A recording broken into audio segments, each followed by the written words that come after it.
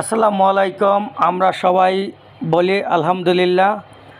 ইরানের জয় হয়েছে মুসলমানদের, ইনশাআল্লাহ বিজয়ে পতাকা ছিনিয়ে অবশ্যই আলহামদুলিল্লাহ এনেছি।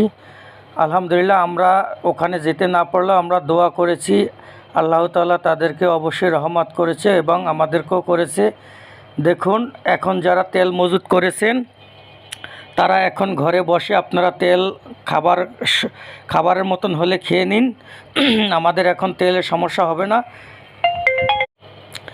দেখেন, আপনারা যারা তেল সংগ্রহ করেছেন তারা মনে করছেন হয়তো 2-5 মাস বা বছর হতে পারে, কিন্তু আলহামদুলিল্লাহ আমাদের বিজয় হয়েছে।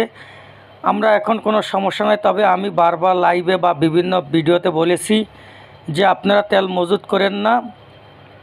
আপনারা যারা পার্সোনাল গাড়ি, যেমন প্রাইভেট গাড়ি বা পার্সোনাল মোটরসাইকেল, পার্সোনাল বিভিন্ন যে গাড়িগুলি, এইগুলো আসলে তেল মজুত করা উচিত হয় নাই।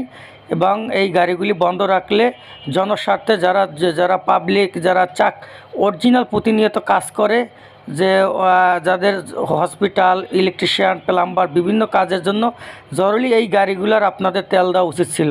আপনারা আসলে আমাদের দুঃখ বোঝেন নাই, তারপর আল্লাহর রহমত আমাদের ঠিকই করেছে।